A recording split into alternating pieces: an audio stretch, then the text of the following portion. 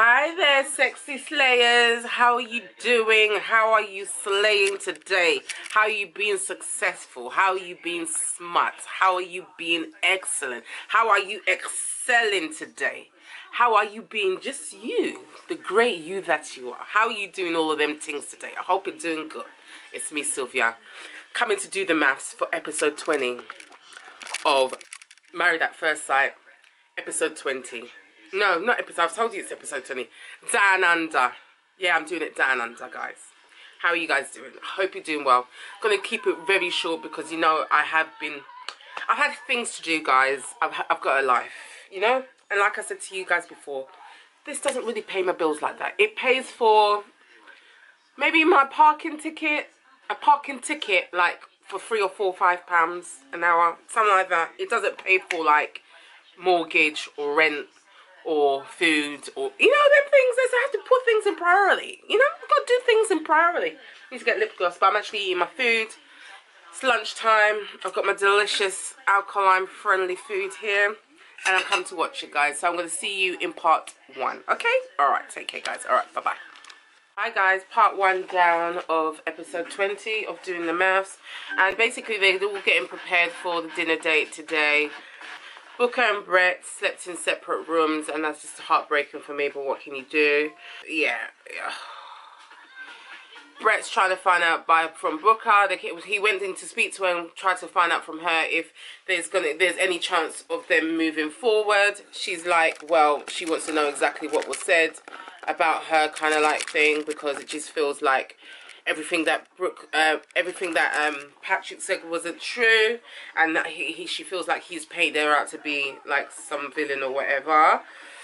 And Brett was like, he was even surprised with the letter because, boy, he didn't speak that badly of her, basically is what he's trying to say. And he just wants to know if the relationship could be salvaged. But Booker was like, why would you want to salvage it though? So I don't know what's going to happen. Bryce and Liz hope that there's not going to be any drama today for them. And Mel has said that, you know, just whatever is said to him, to Bryce, she's advised him, whatever's said to him, just leave it, just don't bother with it. And Bryce is like, yeah, he is. He's actually listening to the experts now. So let's see how far that goes. It seems that Alana and Jason's relationship has been reignited from the last challenge, which I forgot what it was. The letter challenge, wasn't it? Whatever challenge it was, yeah, it looks like it's reignited it. Pat and Belinda, it also seems like it's reignited their relationship a bit further. Patrick said he doesn't want to talk about what they've been up to. It's none of our business. And it's true, it is none of our business. Whether he's been there, done that, gone inside or not, it's none of our business, okay? And that's that. But he is very, very wary as to how dinner date's going to go with Brett and Booker. Brett also wants to speak to Pat in regards to the repercussions of his words, and he needs to, like, kind of rectify what he's saying. And Booker wants to speak to Pat and find out what has been said about her. No long things. So that's that, guys. Yeah, I'm in a onesie. I'm in my Batman onesie. I bought it yesterday and I actually love it. And I bought a few. Because guess what, guys? It was £2. No second hand.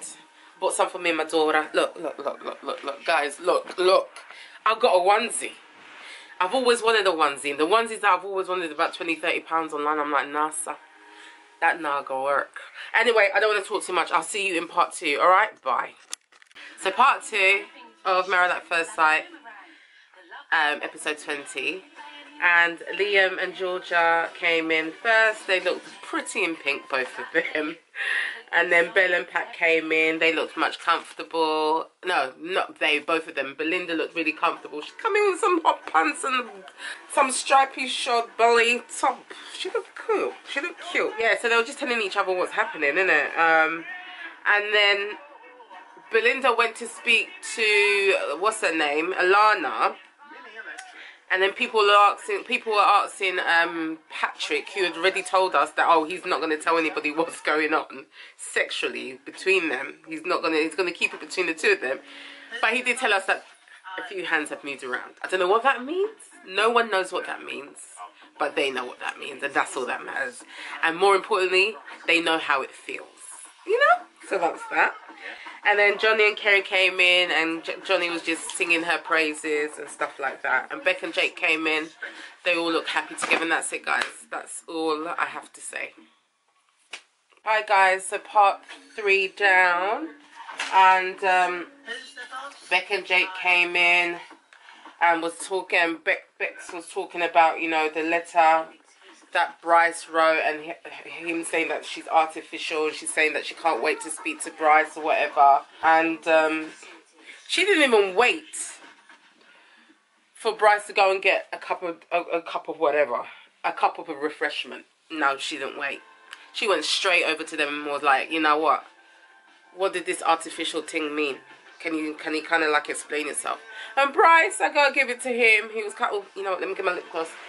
He was quite civil with it. He kept his calm, and he just kind of said, "Oh, the fact that you guys are up and down, kind of like thing." He kind of, you know, when he didn't really say it with as much bravado as he meant to say it with, or he intended it to mean. So now Bex now thinks it's him that's artificial, because he's not coming with all that vim and energy that he wrote it with. That's that. And then Jake came over and Bryce was like, look at that spunk of a man.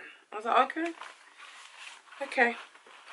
We don't use the word spunk over here like that, if you guys know what I mean. We use it for something else. So, yeah.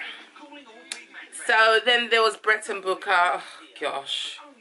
I feel so bad for Brett. I feel actually really bad for Brett, because Pat seems to have really zhuzhed up what he meant in the thingy, in the letter, and it's just made it seem like Brett has been chatting Booker's name a big time.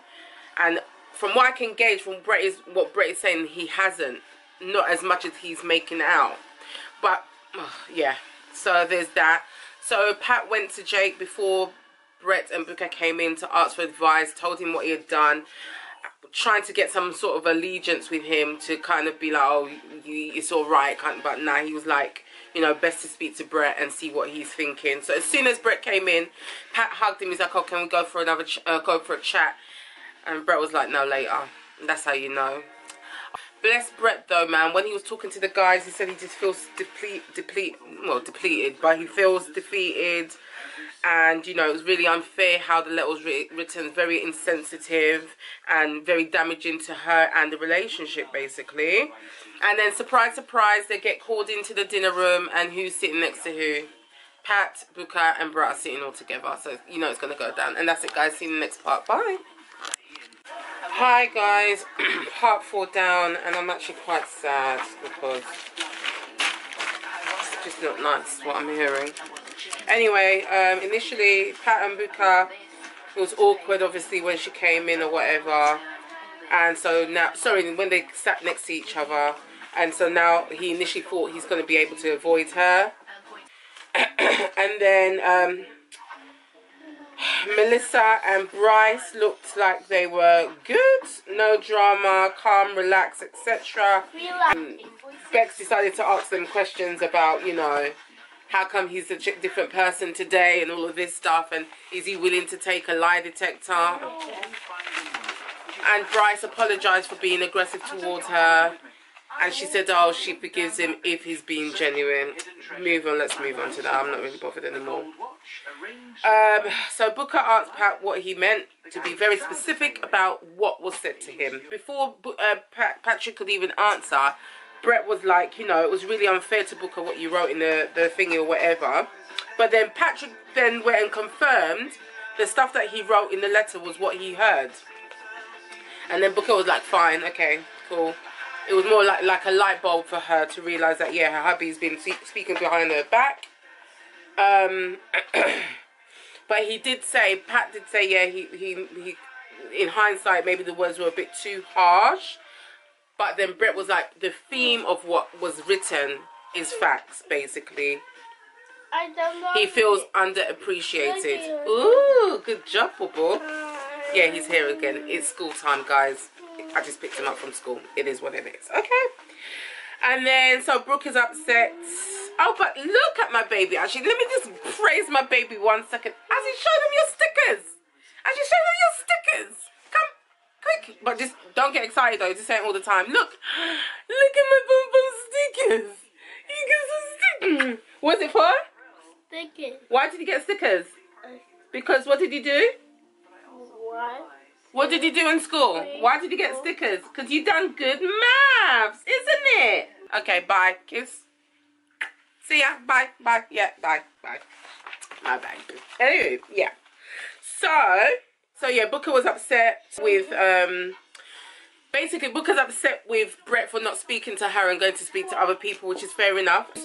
Booker just wanted Brett to take some accountability and apologise. You know, Brett was like, why are you always so intense, man? Why? And he just moved. He moved. And then it was a bit weird because Booker was talking down here. Brett was talking down there. And Booker could hear him. And then they started corresponding.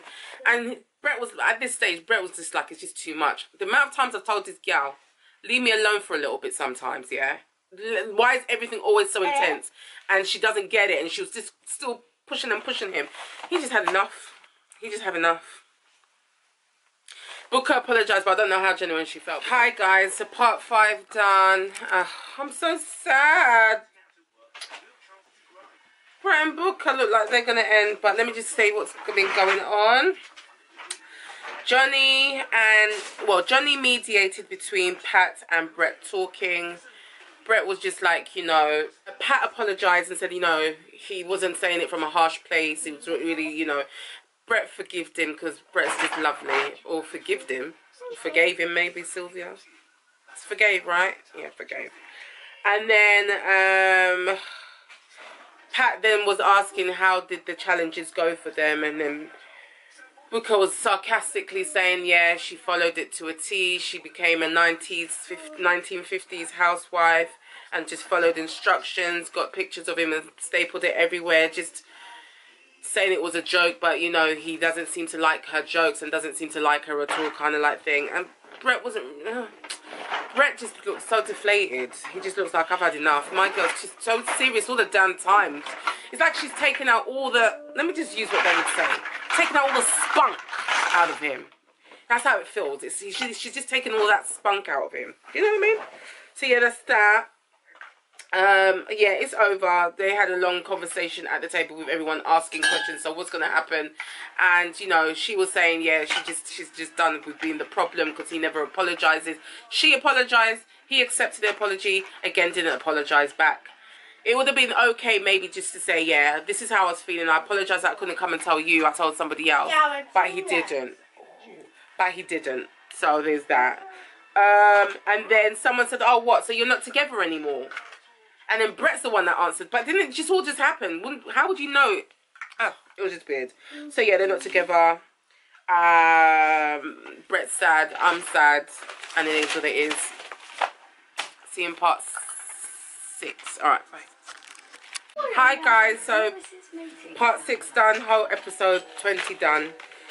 And initially it was Alyssa, you know, praising Bryce and was quite happy because he hasn't reacted and stuff like that. But Specs was just still trying to prod, going to Becca, going to Liz with Liam. Why? To be like, oh, actually, he was actually flirting with me in the gym. So why didn't you say that before, babes? You said that it was he had a girlfriend. Now you're saying that he was now flirting with you. And the thing is, there could have been some truth to that if you had said it at the time, because of the fact that obviously at that time Melissa had known that he had put Bryce put Becca first, isn't it? Or before Melissa. I'm getting confused. All this talking. It's just all long. Listen, it is what it is, guys. It is what it is. But good on Bryce. He didn't rise to it. He took his gal and he said, let's go. Let's skedaddle. That's what they did. He did. So guys, that's it. You can kiss, baby. Yes? Right, let me finish this. Right, guys, end of chapter 20 or episode 20. You know where to catch me on, let me pause it because 21's starting. You can catch me on IG and TikTok, Sex and Slay with Azamai MUA, SEXNSLAYWITH That's me. Okay. Then you can catch me on Facebook and YouTube. That's Azamai MUA Beauty. And then on Twitter, which is Azamai MUA, guys. I'm going to see you in the next episode of Doing the Maths. And it's going to be to episode 21, guys. Okay? See you guys soon. Take care. Stay blessed. Okay. All right. Bye.